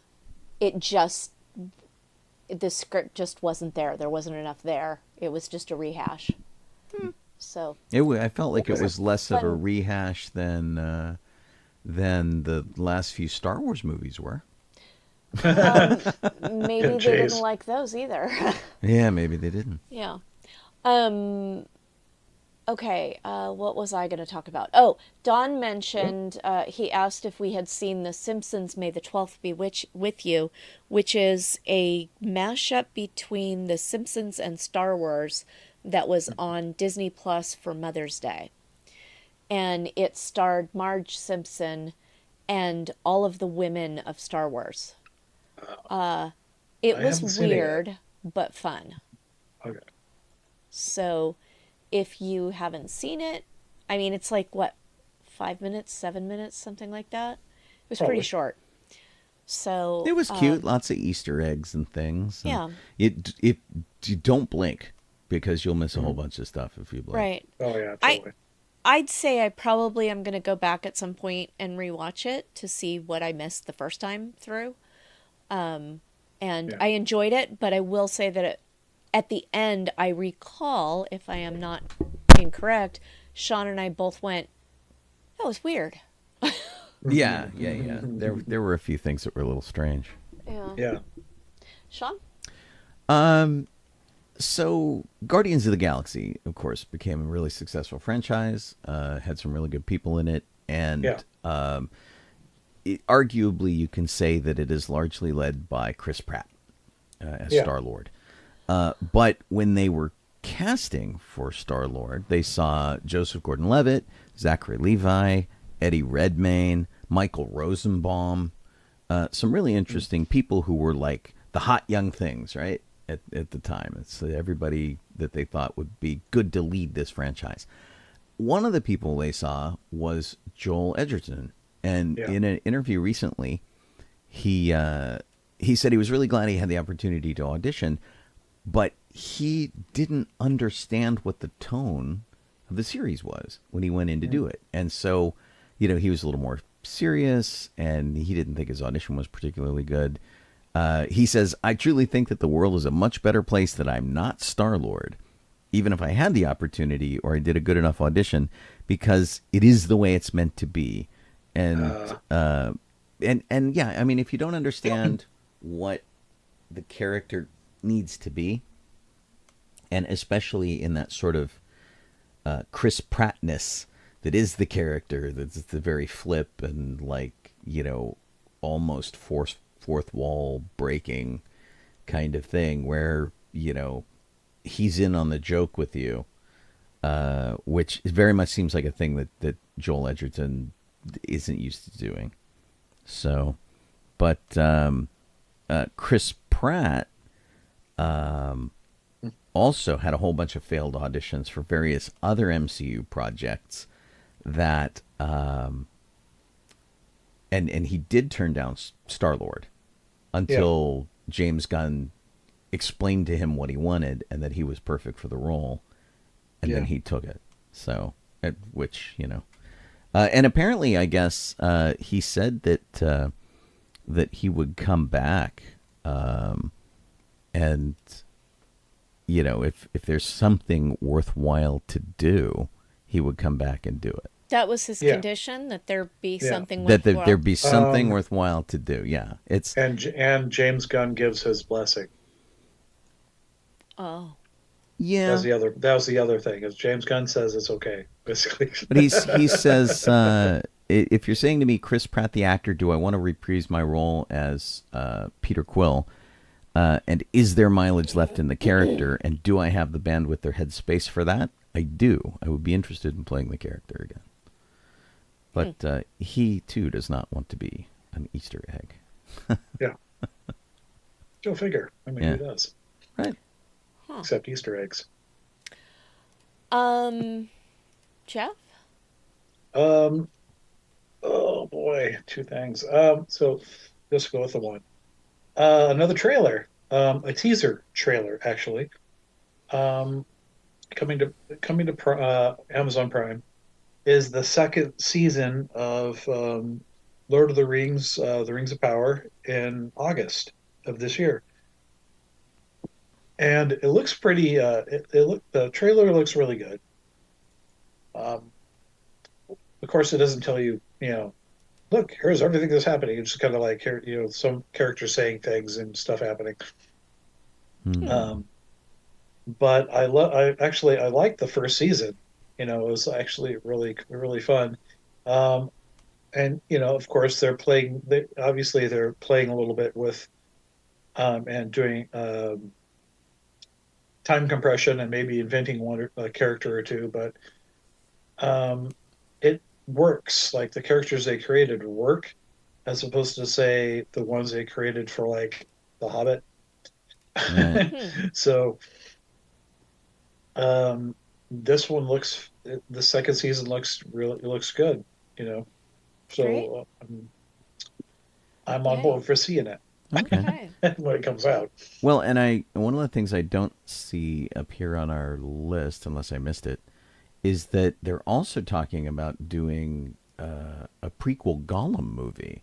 Yeah. That's bringing Andy Serkis back and it's going to be like the hunt for Gollum or something like that. I think we did that last week, didn't we? Did we? I'm not I don't really know. sure that it's a thing we need, but they're going to do Yeah. it. So we'll have to see. But yeah, I know that Andy Serkis is in it. He's directing it, and he's in it. And then Peter Jackson and Fran and everybody that worked on the Lord of the Rings and the Hobbit are coming back to work on this as producers.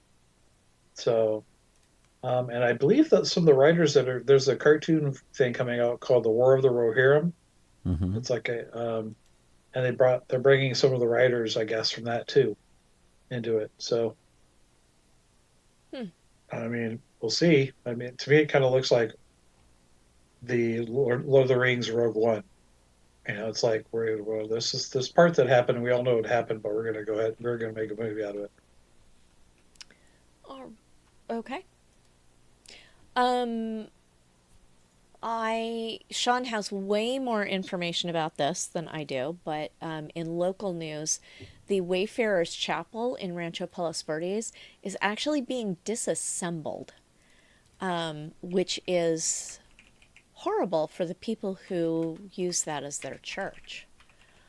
Do you want to talk more about that, Sean, since you have more information? Yeah, so the Wayfarers Chapel is a location that has a beautiful view up out over the ocean. It is a big glass kind of building that was designed by Frank Lloyd Wright's son. Oh, okay. It is the place to get married if you're getting married around here and you want just the most beautiful setting you can possibly get married in. They used it in Lucifer. They used it in the OC, Beverly Hills 90210, the Rockford Files, Revenge, True Detective. They shoot there all the time. Lots of music videos. Jimmy Fallon's gone up there to do stuff. It's just an absolutely gorgeous location that it is the least church-like church you've ever been in your life, because it is so open to the trees and the sky, and it's just absolutely gorgeous. And the problem was that they had a ground issue where the ground was giving way because we've had so much rain here in Southern California. They say it never rains here. Well, we got it all this year, and mudslides and all this crazy stuff. The hills up there had various wells drilled in them. They're all kind of caving in and collapsing. And as a result, the church itself is having structural issues. And because of that, they had to cancel about 200 wedding ceremonies that were already booked for the next year. And the stairs are crumbling. The various and sundry planters and things around it are crumbling. And they have to replace each glass panel like once every few years. They're constantly rotating through the glass panels because something will change. The earth will shift. The wind will blow. Something will happen, and they will crack a glass panel, and they'll have to fix it. And so this is a pretty common thing. And in fact, while I'm thinking about it, let me just throw something up here real quick on the images so you can get an idea of what this thing looks like. We were at a party this weekend, and somebody was telling me about how they're having problems.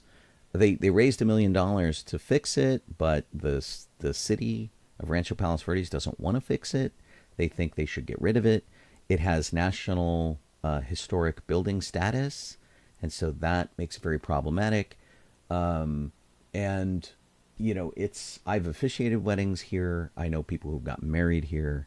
It's just a phenomenal location. And they're talking about maybe moving it somewhere else. And as Colleen mentioned, they're talking about disassembling it and putting it in storage till they find a place to put it. That said, the city owns the lots around it. And it seems like an idea to get it out of the way because it's such a limited use structure. It is a real church. They hold services there.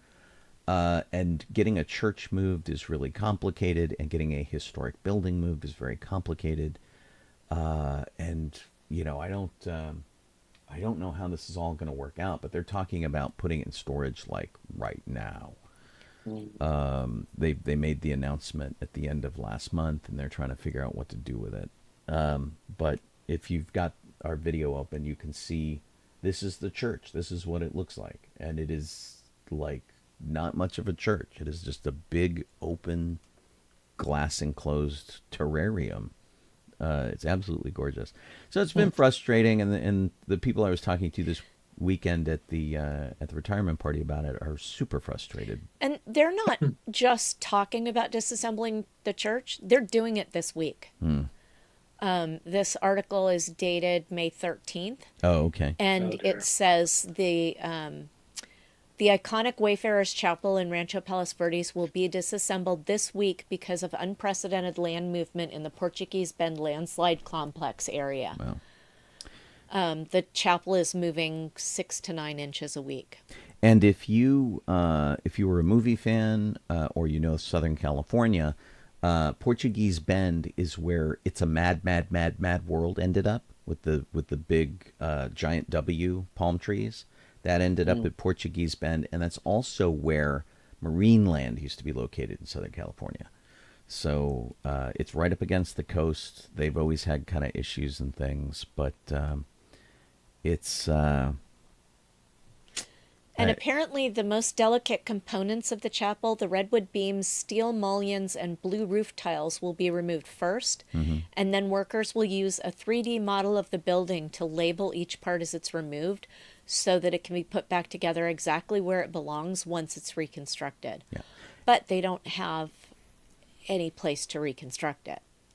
Right, which is a real problem. And so much of its current location is part of the charm of the building.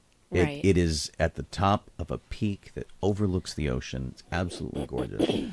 And now that said, Colleen and I used to live in a house from 1880 that was disassembled and reassembled in another location. They did it quite successfully. And in our case, the most complicated part of the building was the chimney, which was taken apart brick by brick. They were hand numbered, and they were all reassembled in the order in which they were taken apart. The building is still standing quite solidly in its new location, which, you know, is certainly less interesting than its original location, but at least it's preserved for the future. So we have been the benefit of that kind of reconstruction and relocation. They can do it. I just hope they do it well. I hope they do it justice. And I have no horse in this race. It's not a church that we go to. I certainly don't need to continue doing wedding ceremonies there, as amazing as it is up there. But there are so many people who really, that is part of their worship, that is part of their life, is to go there every week. And so I do feel bad for them. And as an architectural piece, though, it's an absolutely gorgeous building that I hope they can really preserve in a solid way. It was at the final scene of Inner Space, apparently. Yeah, that's where they got married, in Inner Space. Yeah. That's pretty cool. It's really neat. It's just a gorgeous, gorgeous building. And It was red tagged in April, so that's how long it's been that the members of the church haven't been able to meet there, and the weddings have been canceled. And yeah, so it's been like everything. a month. Yeah. And it's a real drag. But you know, I trust them to do it well. And but I really feel for all the people who are losing their, you know, spiritual home. And but yeah, some of the pictures, just to kind of show you what's going on here. You know, the stairs are being shoved up out of the way, and there's the only thing that doesn't seem to be, and this always seems to happen with churches, the only thing that doesn't seem to be affected by all of this is their cross. Everything else is kind of messed up, but we'll see how it goes. And I know a lot of people who deal with building conservation, but there's just no time. There's no time to do anything. Yeah. But yeah, the chances are really good that this building is adjacent to some of your favorite entertainment properties and has made an appearance somewhere in it. Sean, do you have another one that you would like to discuss? Sure. Let me get back to this here and our document. I was going to talk about, I think, the Fantastic Four, because we brought it up earlier with Roger Corman and his Fantastic Four version. There has yet to be, and when Roger Corman is the best version of something, that means there hasn't been a really amazing version of it. And so there hasn't been a really good version of Fantastic Four. What have they made, like 3 movies? And they're not that great. So they're working on it again. This is a Disney project. Disney's finally taking on the Fantastic Four. They got them back when they took over Fox, who owned the rights to that. And they were some outlying characters from Marvel. And so they're bringing them back closer to home. Matt Shakman is directing the picture. He was the guy who directed WandaVision, which I absolutely loved. So that is a big, big fat plus in its favor. Pedro Pascal is in it as Reed Richards. Vanessa Kirby is Sue Storm. Joseph Quinn is Johnny Storm. And Eben Moss Backrack is Ben Grimm, and the Thing. So they're using the original foursome. They're not doing anything really weird with it yet that we can tell is pretty great. Julia Garner's in it as a female Silver Surfer. And John Malkovich is in it, but we don't know what he's playing yet. Exactly. They announced that Natasha Lyonne has just joined. We don't know what she's playing either, but she's been doing a bunch of stuff. Galactus is apparently in it, and Ralph Ineson, who was in the Harry Potter movies, is playing Galactus. So I mean, they're going big right out of the gate. I mean, you don't get bigger than Galactus. Something. Yeah. Yeah. I'd rather they just not go with Doctor Doom. Let's let him sit for a while. Oh yeah. And they've already tried with him. Yeah, so every incarnation, geez. Right. So one of the things that's a strike against this production is Eric Pearson, Josh Friedman, Jeff Kaplan, and Ian Springer have all worked on the script, as well as Peter Cameron, who worked on WandaVision. He's taken a pass at the script. So too many cooks, right? They've got 5 people working on a script. That does not always bode well. Yeah. So that's the only strike I can find against it so far.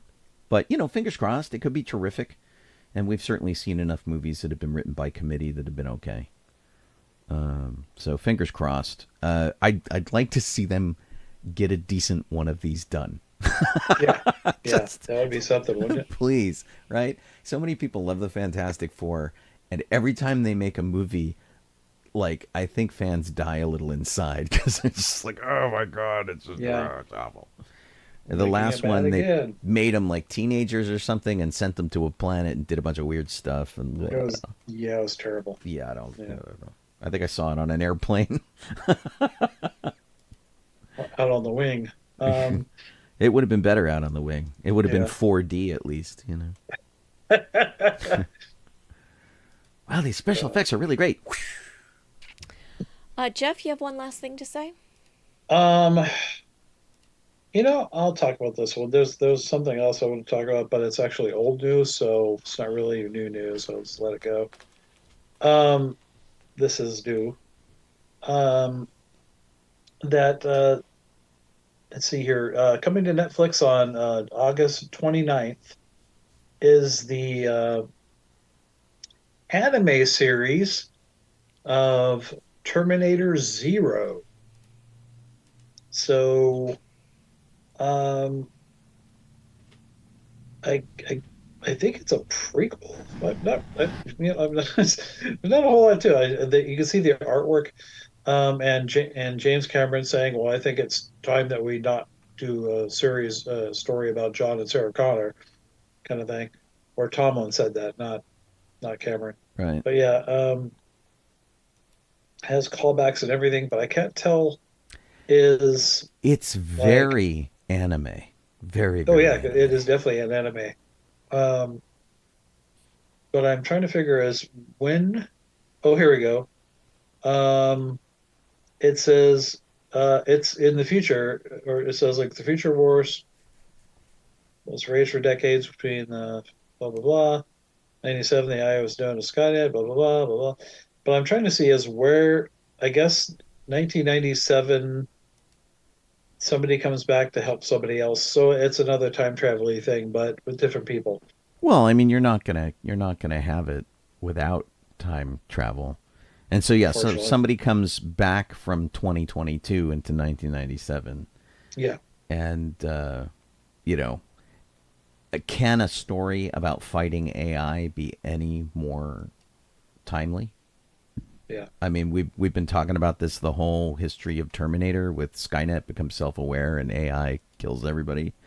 And we're having so many problems with AI right now in real life that... you know, it couldn't be more timely. I'm sure they'll play on that fear quite a bit. Yeah. It sounds like they're dumping the whole series at once. Yeah, it looks like it. Yeah. So that'd be good. So 8 episodes. Interesting. Yeah. So we'll see how that turns out. I believe that's another Netflix. So. Yeah, it's on Netflix.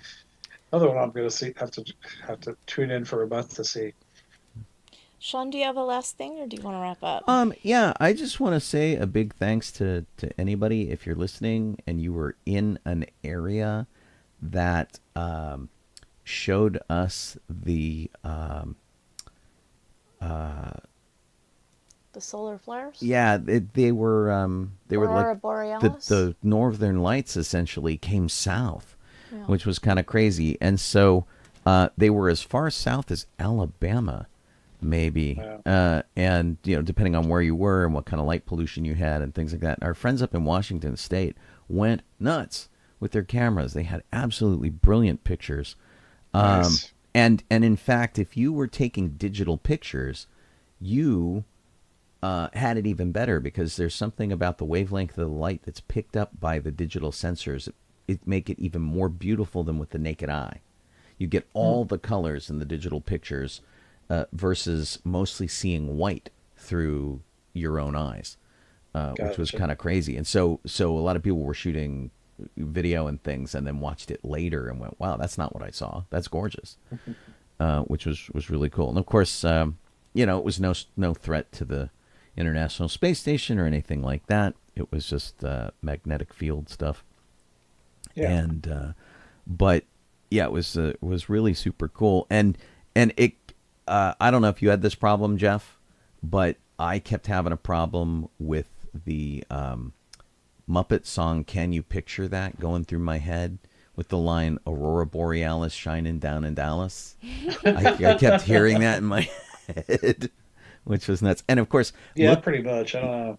Look up the pictures that they took from the International Space Station. They are freaking amazing. Because if you thought they were good on Earth... Oh my God. Oh, I haven't seen that They yet. were insane from space. Wow. Yeah, go check it out. It's super, super, super cool. And to anybody on my Facebook feed or anywhere that posted their pictures, thank you. They were absolutely gorgeous. And I might have been more impressed with those than I was with the eclipse.